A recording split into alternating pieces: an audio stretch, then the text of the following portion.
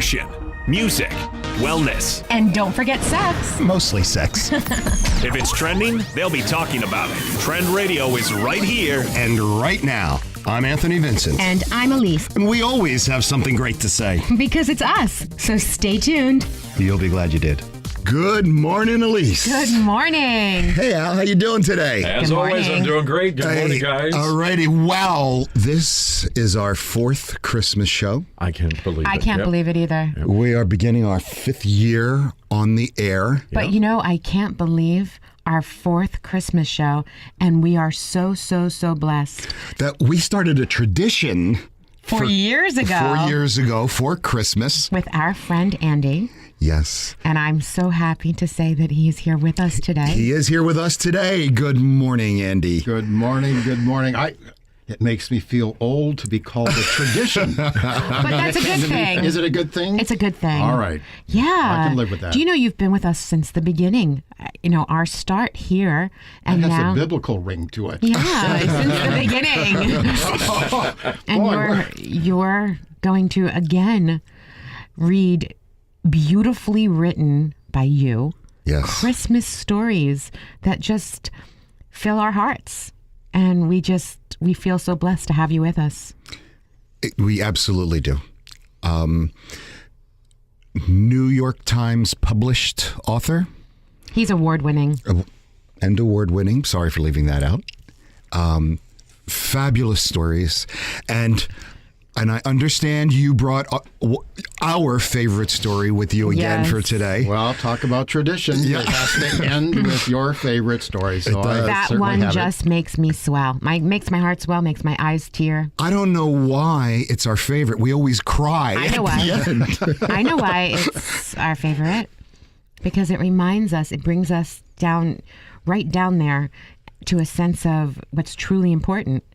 And for me, that particular story, the silver harmonica, reminds me of my grandmother and my mother and just heartfelt moments and the beauty of what this holiday is actually supposed to be. And that's why that one makes me feel so much. You know what it is? Your stories bring out the beauty of the holidays. They do.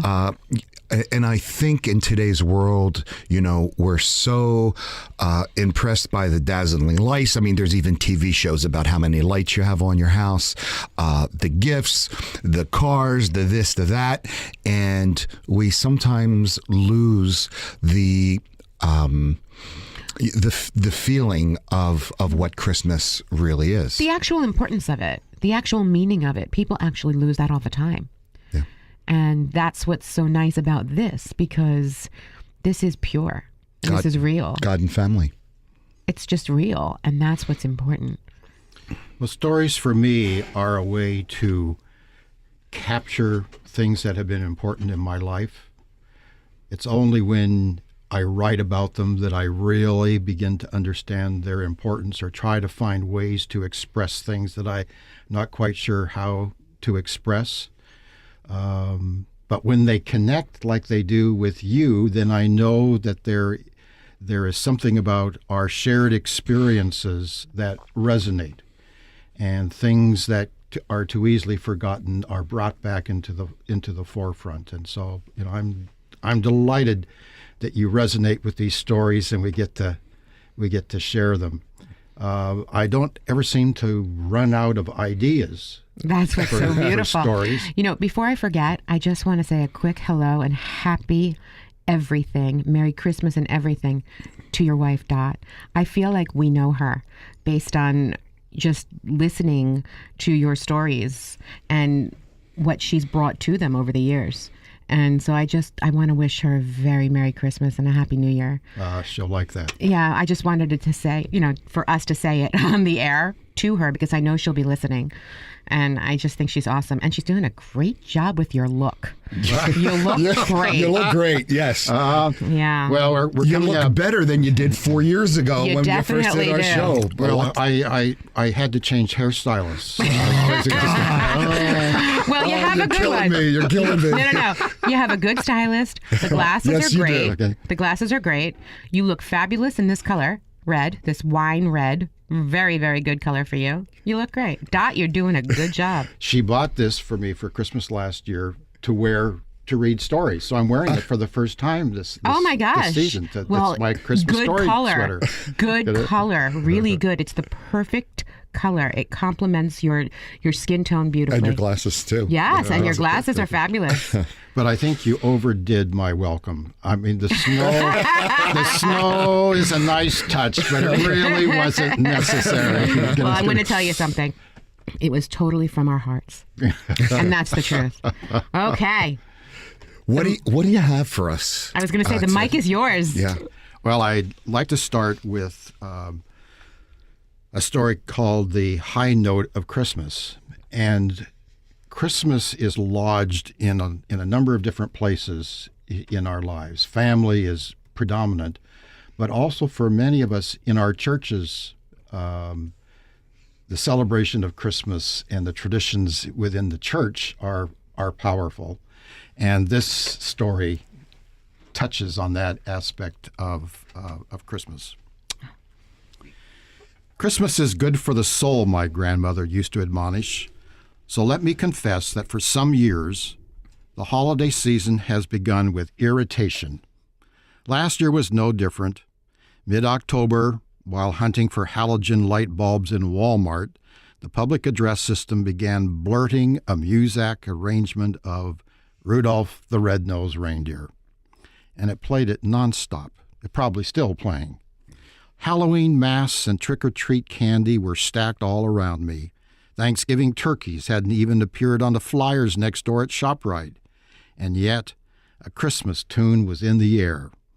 American marketing has no shame, let alone any sense of an orderly progression of the holidays. I loved to sing carols as a boy. My brothers and I often made a joyful noise unto the Lord as a trio in my dad's churches from the time we were in early elementary school. Our three-part harmony was in the gospel tradition, and the white-haired grandmothers in the second pew were our dependable cheering section. I never developed a solo voice, but it never impeded my singing. Some sing in the shower. I sing when I'm alone and driving. It was a fail-safe technique to keep me awake on treks from New Jersey to Skidmore and Wheaton colleges in Saratoga Springs, New York, and Norton, Massachusetts, where our son and daughter were students. Alone on Route 87, with the volume turned up, the King's College Choir, Sandy, Patty, and I made music together, and in the late hours, we have startled more than one drowsy toll collector on the New York Thruway. When I was a junior in high school, I decided it was high time to take voice lessons. So I took my baritone voice to a mezzo-soprano with the San Francisco Opera who lived in our neighborhood in Petaluma, California, egg capital of the world. Her fees were beyond my lawn mowing means, so I cleaned her bathrooms and kitchen in exchange for Saturday morning lessons.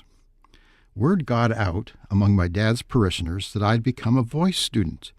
Almost immediately, Linda Smith asked me to sing at her November wedding. I sang 2 love songs. 9 months later, she delivered twins. Somehow I felt I had played a role in that stunning development. What if I had sung 3 songs? Then Dad asked me to sing a solo at the Christmas service. I selected Mary's Lullaby. Softly and tenderly, I sung sentiments known to all mothers cradling their newborn babies. The song ended with the refrain, "Here in my arms I'll enfold thy head, so slumber and take thy rest." The congregation was moved, but not as deeply as my dad. Back home, he took me aside and delivered the startling indictment, "Son, it is shameful for a man to sing a woman's song." He never asked me to sing again. I had laid an egg at the Petaluma manger. It was the last solo of my brief career. But I did sing that lullaby again some 18 years later as I rocked our son, barely dry, while my wife wrestled her way out of the C-section anesthesia. However, my very first church solo was when I was 12, and it had a much different ending.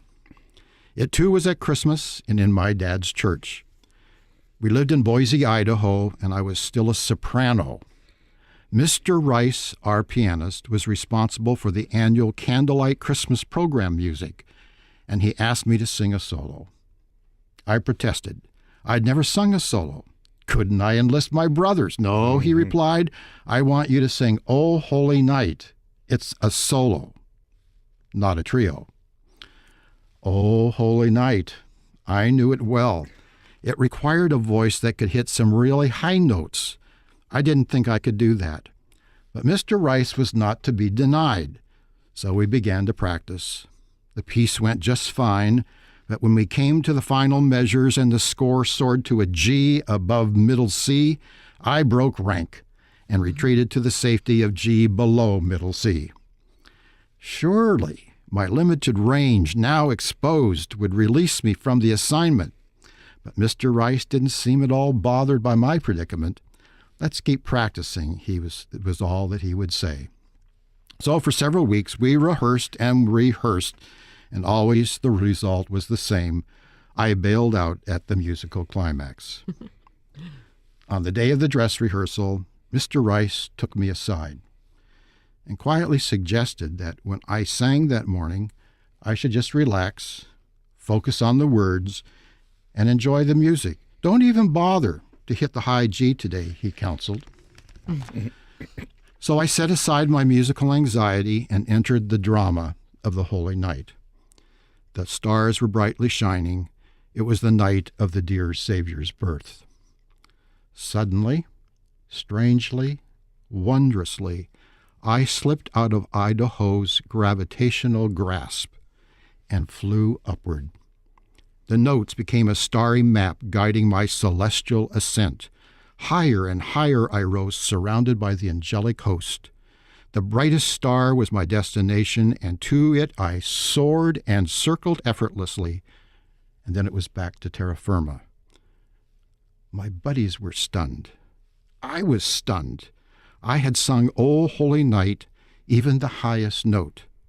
My friends erupted in applause, and I looked over at Mr. Rice. He just sat at the piano, smiling knowingly.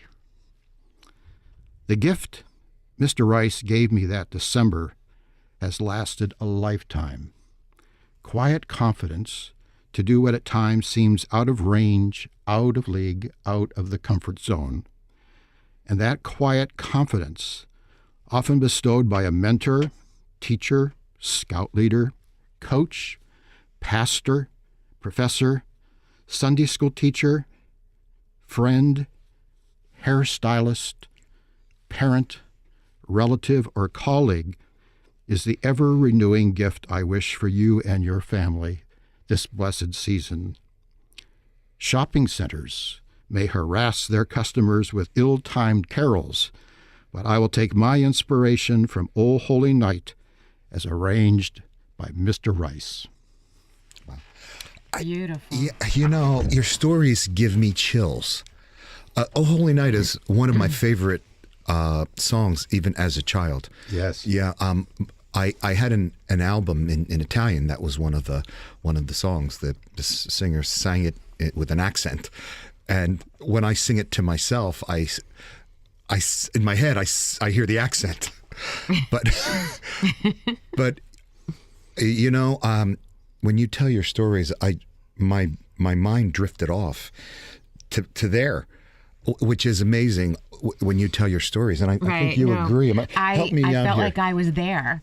Yeah. Seeing that young boy standing there singing, and just with his eyes upward, just staring off as he was singing, and then Mr. Rice just playing, and everybody watching as you hit those notes. Yeah. I just feel like I was there. When he hit that note, I got the chills. But you knew he was going to hit that note. Mr. Rice set that up. But obviously I'm reliving a very wonderful Sure. experience. And it's my tribute to Mr. Rice, but it's a tribute to other people as well. All those people in our lives that I try to enumerate that support us and encourage us to do well, to come up to the high standard. To be the very best you can be. That's right. And you, of course, notice that I included, along with pastors and rabbis and professors, hairstylists. Mm-hmm. And it wasn't a throwaway line, because you play a very distinct role in our lives. And you, over the years, played a distinct role in my life, because month after month, that half hour in the chair, we talked about what was going on in each other's lives. And I would talk about struggles with my father and understanding that, or what I was playing with in terms of stories. And you always encouraged me to keep at it, and affirmed those stories. So I've always been grateful for that. I sometimes think that there should be additional signage above your stools in the salon that gives you, counseling credentials, because you are always counseling. I'm a graduate of Princeton Seminary down the street, and maybe we should approach them about a certificate program, in counseling, for hairstylists. That is too kind. Thank you. People always say that we could write books. Yeah. And that we're the best therapists. Yeah. And people are, unlike therapists, the styling therapist actually touches you while you're talking. And what that does is it relaxes people even more, and it opens them up. Gives them a sense of comfort. Yeah. And it is very surprising, some of the topics and deepest, darkest feelings, not necessarily darkest, but deepest feelings that people have. Mm-hmm. I'm actually holding people's hands for half an hour plus and looking into their eyes, and they're actually just talking and trusting. And so, of course, nothing I hear goes anywhere except for back and forth banter between the two of us. Elise does the same thing with guests on our show. She holds their hands. Oh, I'm changing places here. Move over, Anthony. We're going to take a quick break, and Trend Radio continues right after this on 920 The Jersey. We'd like to thank Artis, where seniors are respected, choices are given, life is lived in the moment together. You just don't hear this stuff, but you hear it right here on 920 The Jersey, and we are Trend Radio. Yes, we are. Make sure you tune in. That's right. At this time of year, do you get questions from the kids or from parents about Santa Claus? I do. Yeah. I get about when is it appropriate to actually tell your child that I'm buying this gift, as opposed to, and we do have these conversations. I remember my sister and I waking up in the middle of the night looking out the window for Santa. I don't know how old we were. You were probably about 15. Maybe I was about 15. And we actually heard jingle bells, the bells jingling. Oh my. I don't know if, and it's, it's a point or a memory in life that seems like it was yesterday. And I see us, moving that curtain, looking up at the window, and my sister says, "Do you hear the bells?"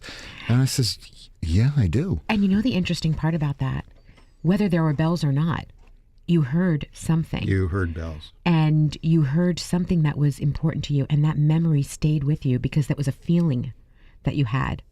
And you both shared that experience together. That's a beautiful thing. My next story follows this because it's about that time of life when we remember the dawning of the revelation of Santa's true identity. It's called Santa's Last Delivery.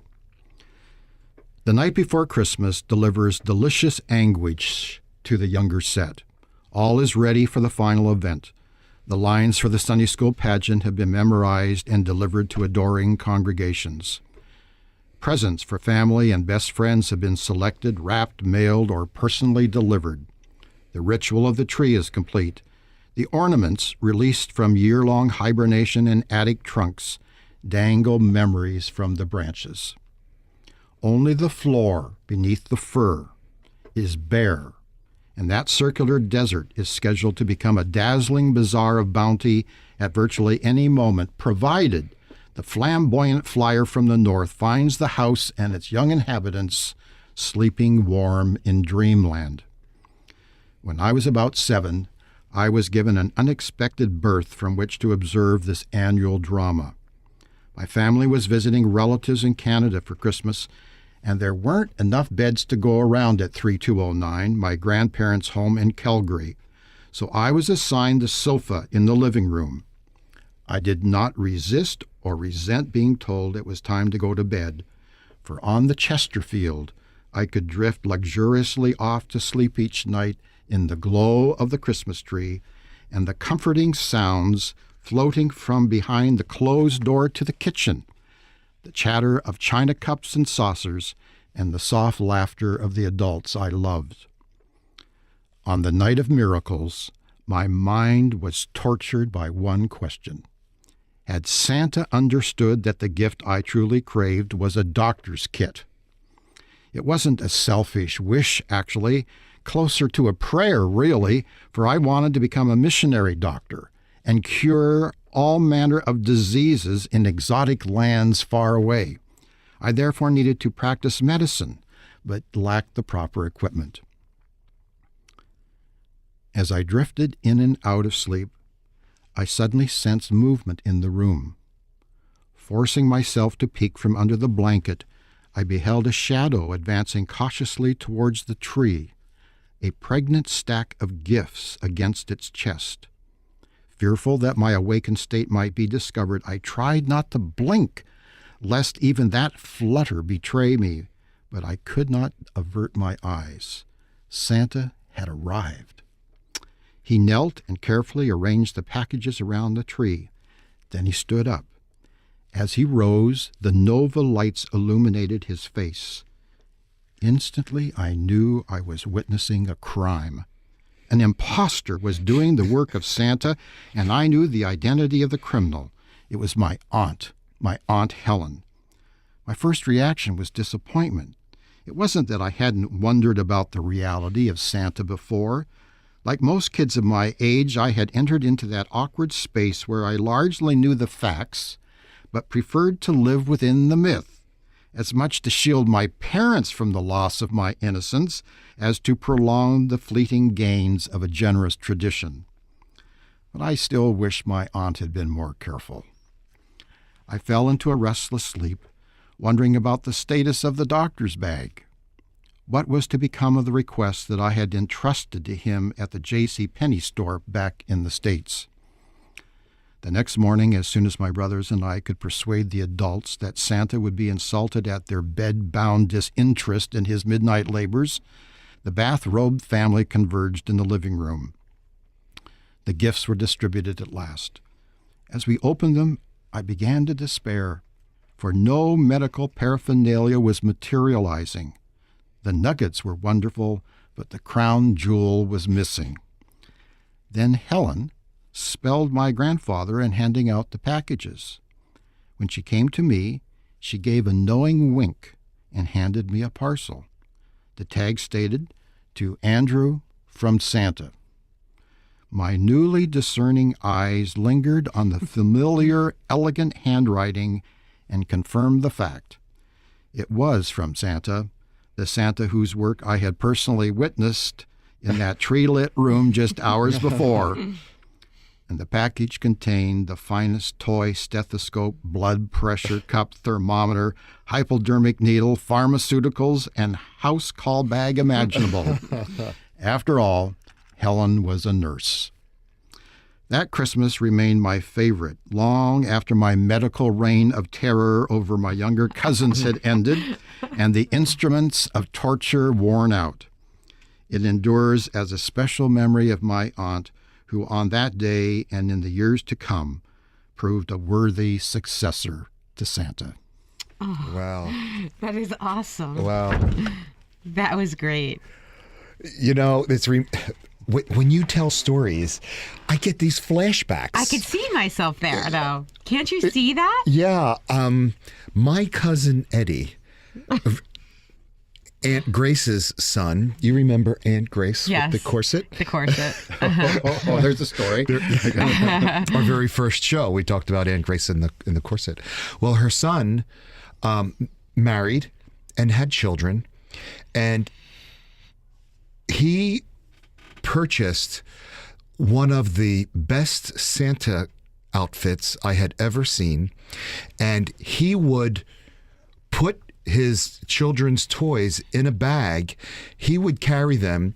He'd put his children to sleep, and Mom would gently wake them up and say, "I think Santa is here, but be quiet."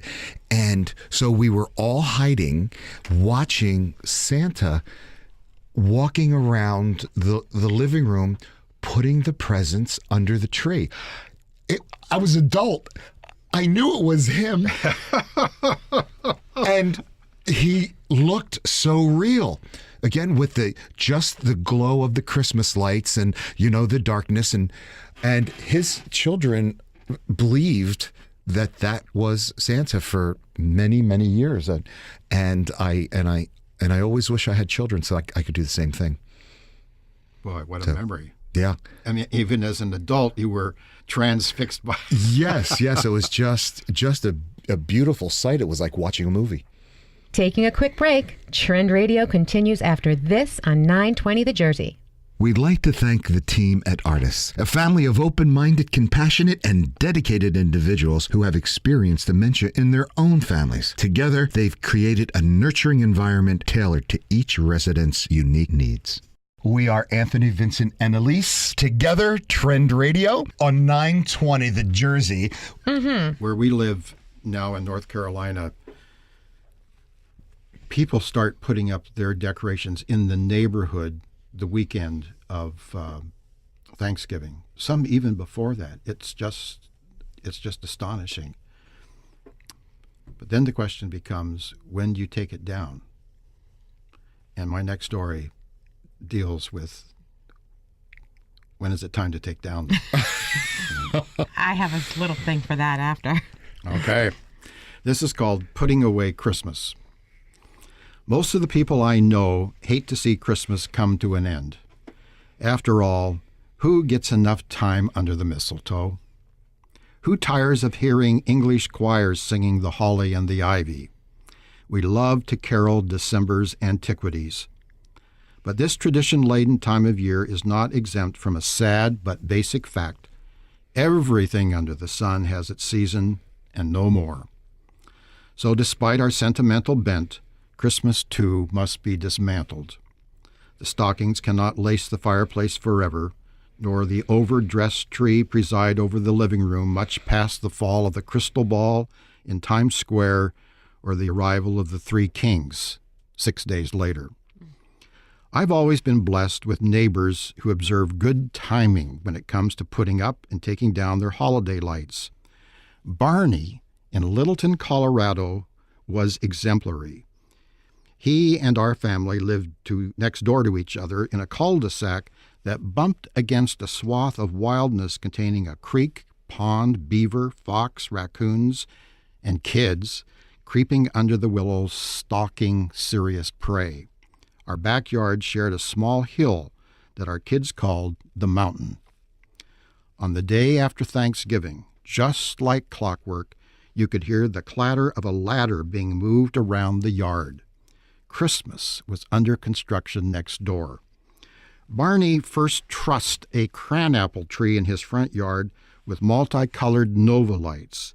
Then these lights that stir the memories of the Christmas trees of my boyhood, were strung along the front of his house and the roof line of the garage, illuminating the basketball hoop that protruded dead center over its broad door.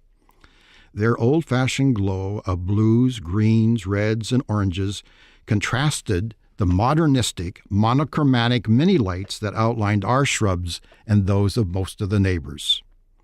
Best of all, they and the street light provided ample candle power for my son and me to play basketball after dark in Barney's driveway.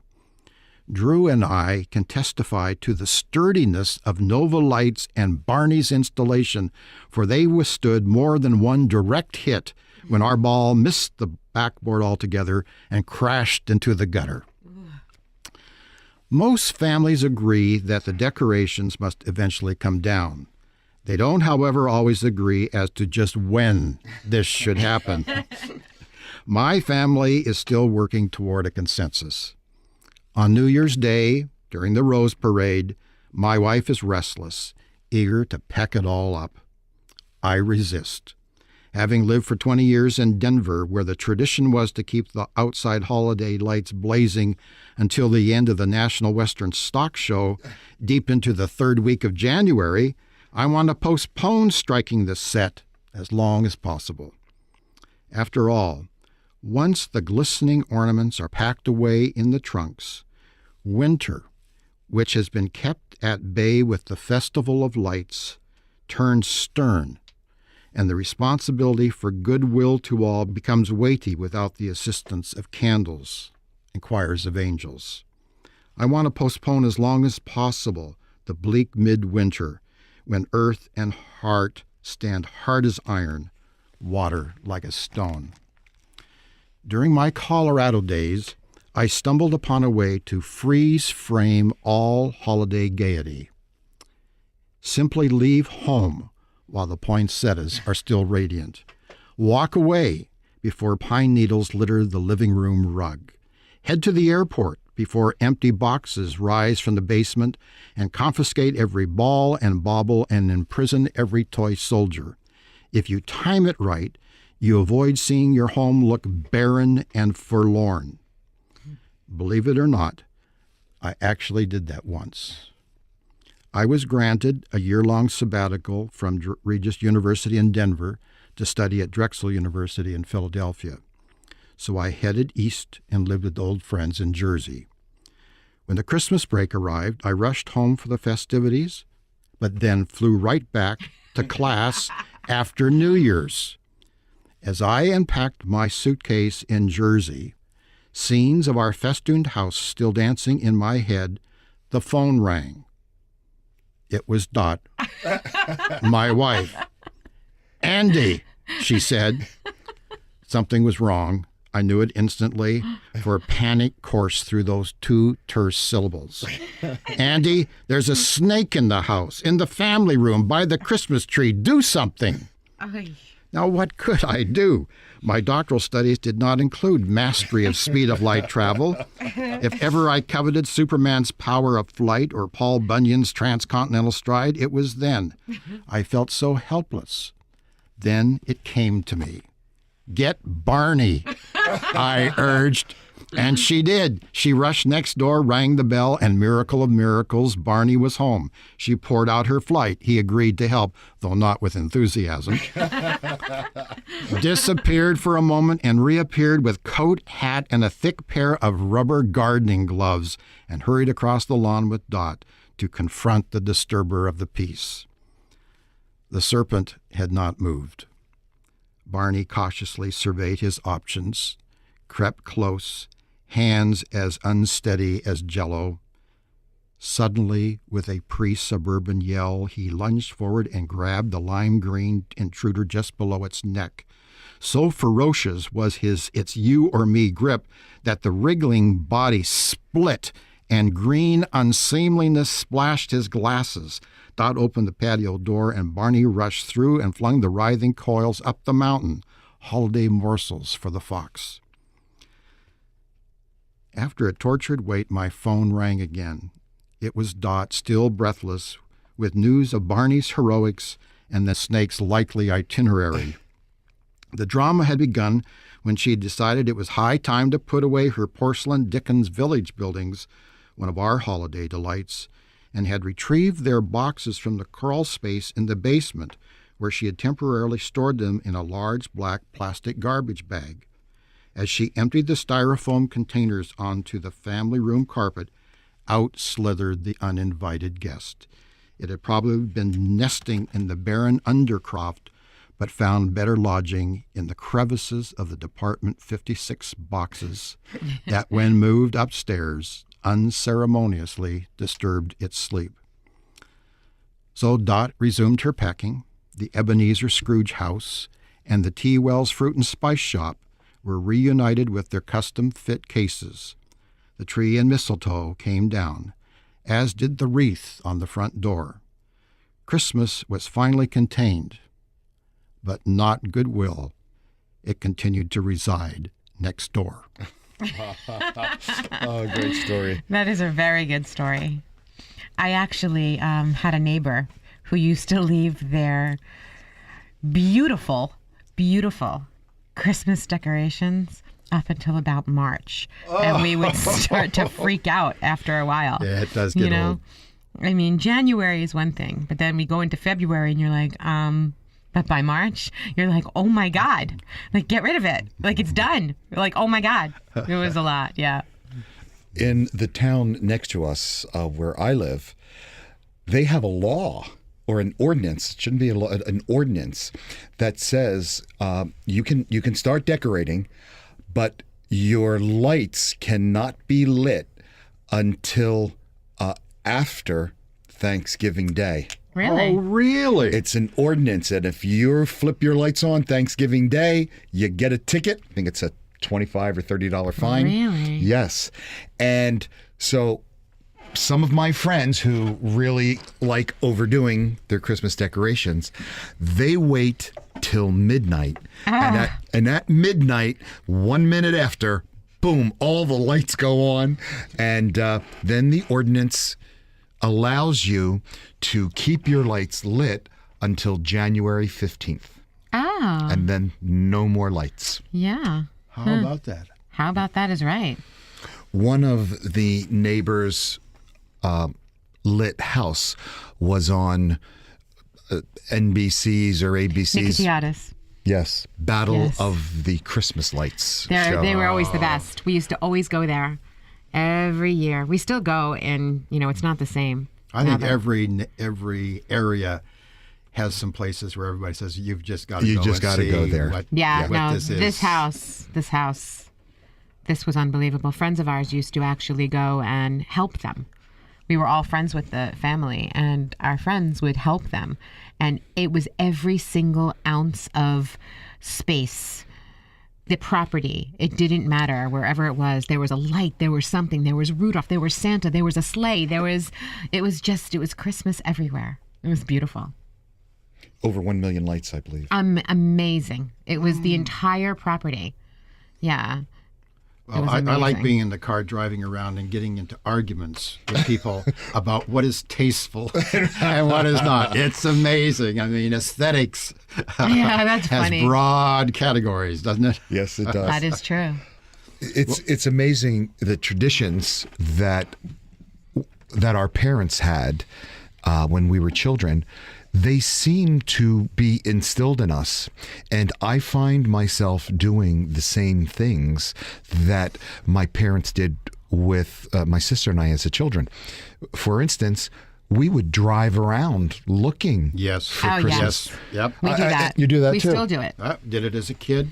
My parents used to always take us. Yeah. When there was when we lived in Boise, Idaho, there was an area, I think it was called the Bench. It was up surrounding and it was the newer suburbs. And there was a house up there that was known for its candy cane tree. And it was a beautiful tree, part of a larger setup, but it was there for kids to take a candy cane. And they just kept replenishing. I don't know how many hundreds of candy canes. How and they were the nice. small ones. We always look forward to going up. And picking Getting our your candy cane. cane. This is that. That Yeah. is nice. I love that. The candy cane tree. I love that. How big was the tree? This is a kid's memory, right? Okay. It's about the size of an adult. Okay. It was like cut out plywood. and spray painted with bulbs, and it's all What a decorated. great And idea. here are all these candy canes. I like that idea. I know. Let's do that. I want to We'll be do the something. candy cane house. Okay. We'll put a tree up. We'll put a tree. Yeah, and we'll get some and candy keep canes. replenishing the candy canes. That's great. Oh. Please That's take it. one. Yeah. I really do like that Okay. idea. I'll draw the little sign. Okay.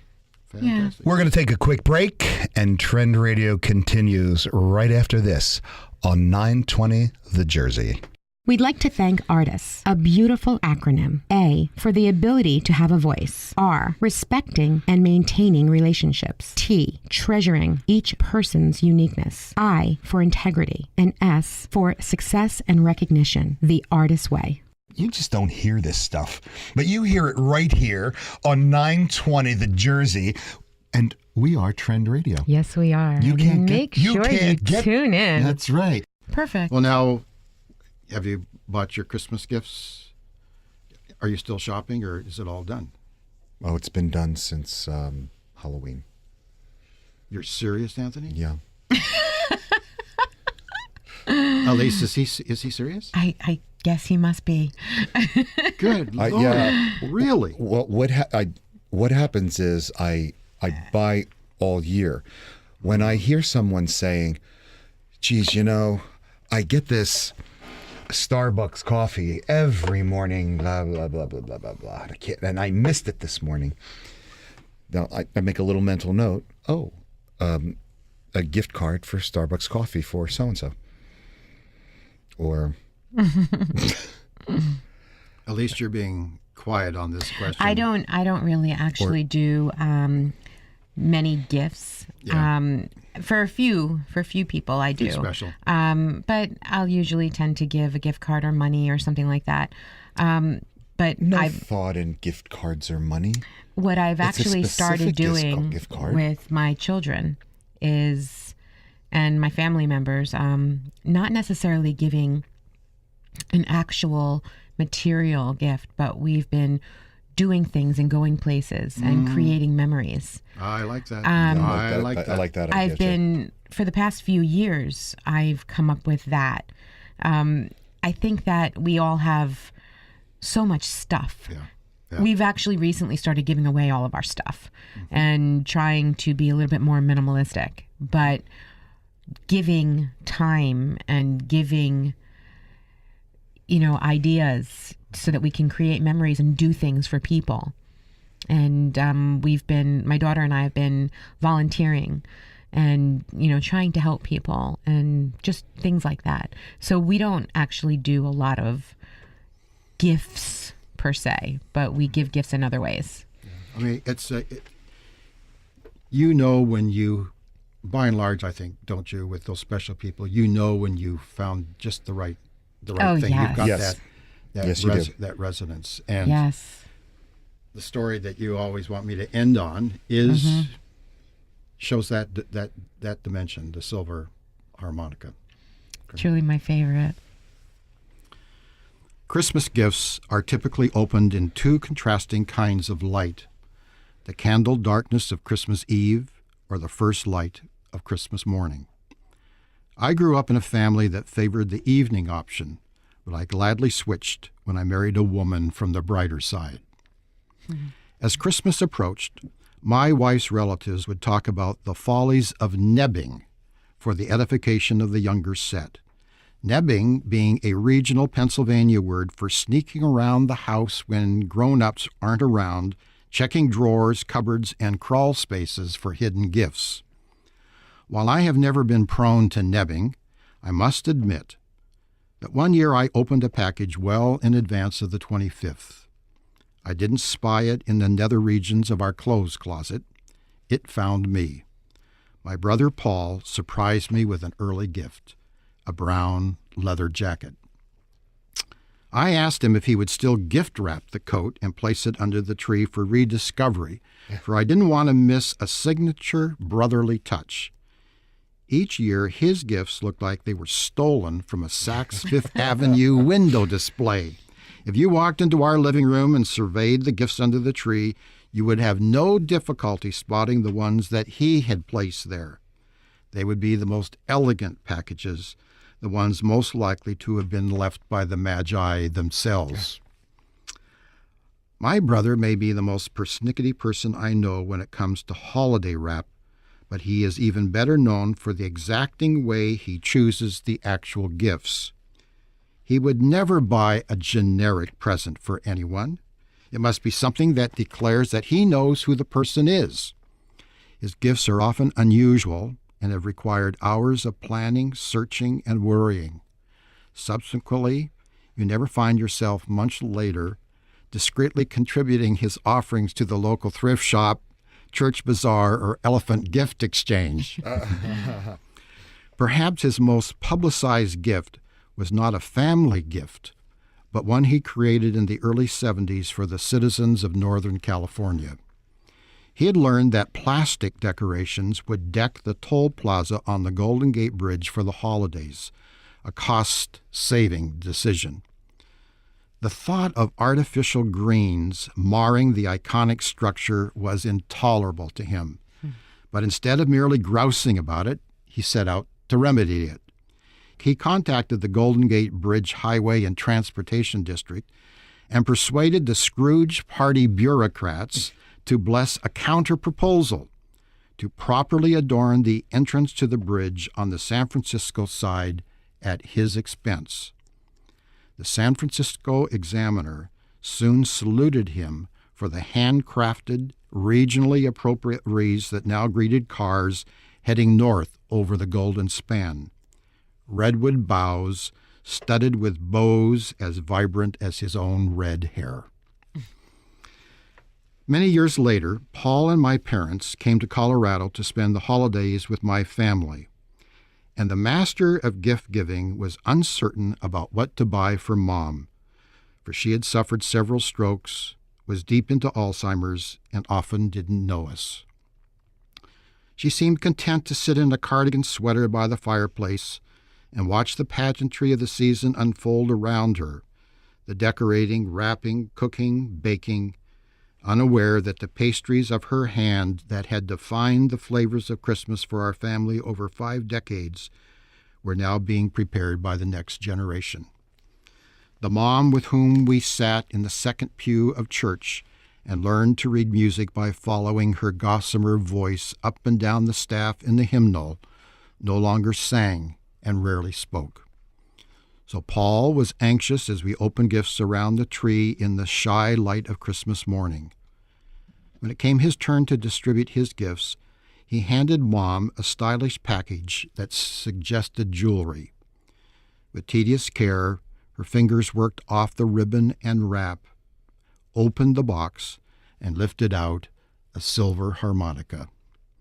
She had played a mouth organ when she was younger, but had been without one for years. Dad said, "Why don't you play something, Sylvia?" I winced, thinking he was putting too much pressure on her, but no, her eyes danced.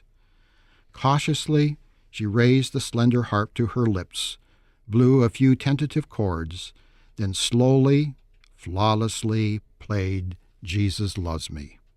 It was as if she had been practicing it for months, just for that occasion. During December, many people listened for church bells, their old familiar carols play. But I, in my brown leather jacket, listened for the plaintive strains of a silver harmonica.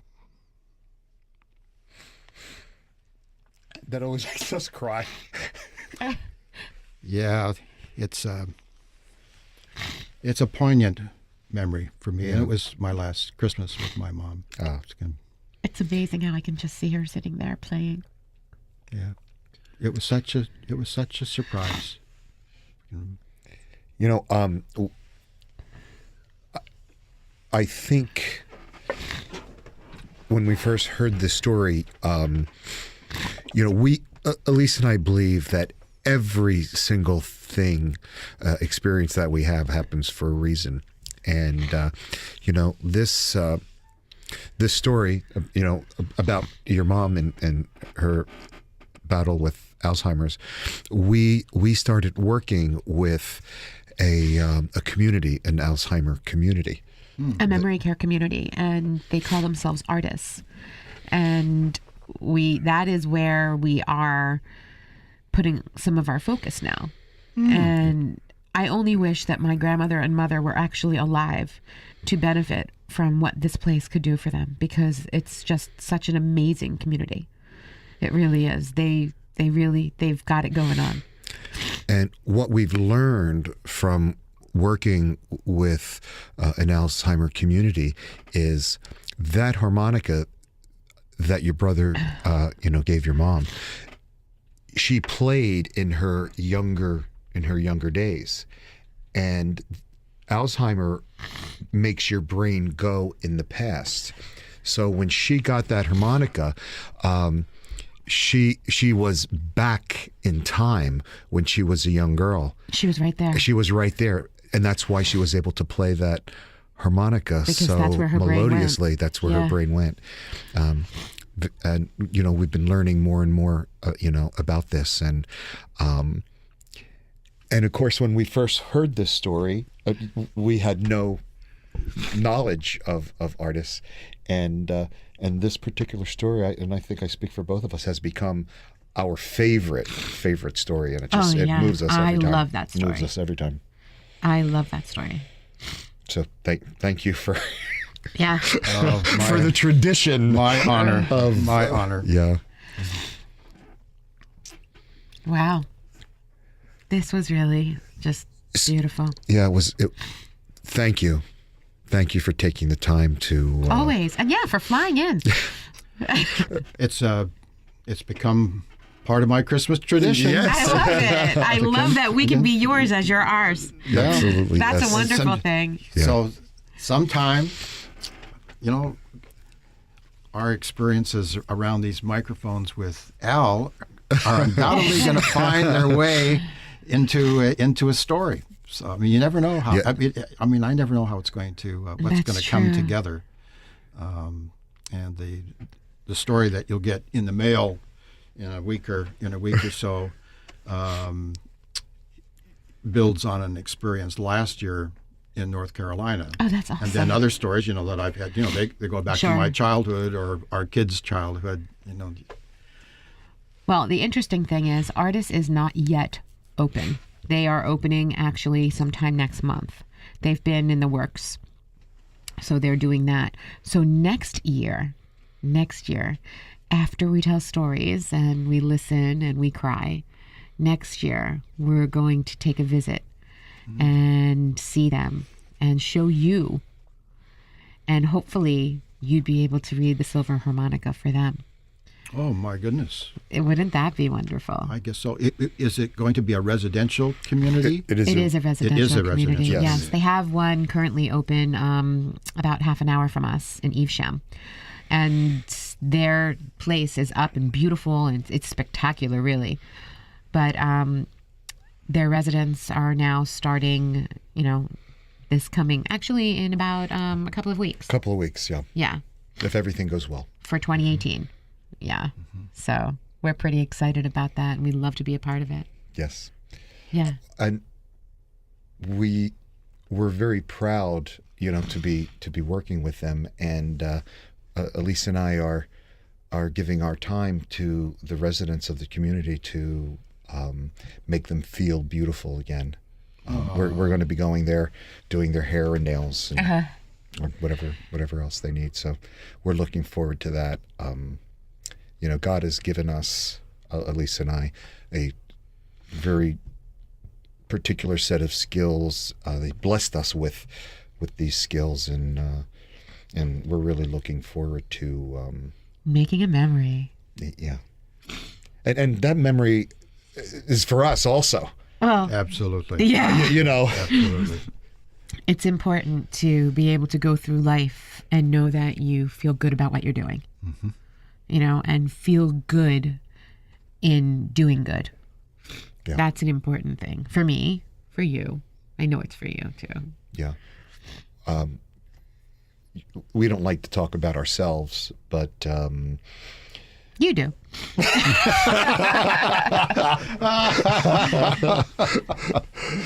but we believe, and I think I speak for Elise too, that we along with you in days like today, we like to know that we had some type of impact on somebody's life, even if it's just one life. And I believe that you feel that way too, just by your stories. I mean, your stories have certainly Affected us and enriched us. Yes, and I'm sure there are thousands and thousands of others out there that your stories have touched also. Agreed. Well, I'll keep writing and keep reading and As you celebrating should. with you. And I look forward to next year and Awesome. this enlarging Absolutely. this And you celebration. give Dot a big Merry Christmas hug from us. I'll do it. I usually don't wait for mistletoe. I wasn't asking you to. We hope you have a safe flight home also. Actually, we drove up. Oh, awesome. nice. Yeah. Okay. So So she's going to come with you next year if you're going to drive? she might. She might. We would love it if you would bring her. That would be great. The only difficulty is if that were to happen, she might want airtime because there are certain ways that I express things in these stories where she says, I wish I could give my viewpoint on how it actually so was. let me ask That you sounds this. great. If you're okay with it, we're okay with it. We'd have to negotiate. Dot, I'm pulling for you, Dot. I say we might get more than we bargained for. That was fantastic. I feel you, brother. I feel you. I got one right here. You've been listening to Trend Radio, where we talk about what's hot every Saturday morning at 10 a.m. You want more? Go right to our website, 920thejersey.com. I have no idea. I lost it. And we'll bring out the bad boy. Or the bad girl, whatever you inside say. And remember, your smile is your logo, your personality is your business card. But how you make people feel, well, that becomes our trademark, or yours. I'm Anthony Vincent. And I'm Elise. And we'll talk to you next week. We are so looking forward to it. God bless. Merry Christmas. Bye for now. Merry Christmas. And don't forget, tomorrow night, 7:30 p.m., PrincetonTV.org, The Aphrodisiac Chefs. We cook with love. Watch Elise and I cook and prepare savory, delicious delights to satisfy you all year long. Merry Christmas. Merry Christmas, everybody.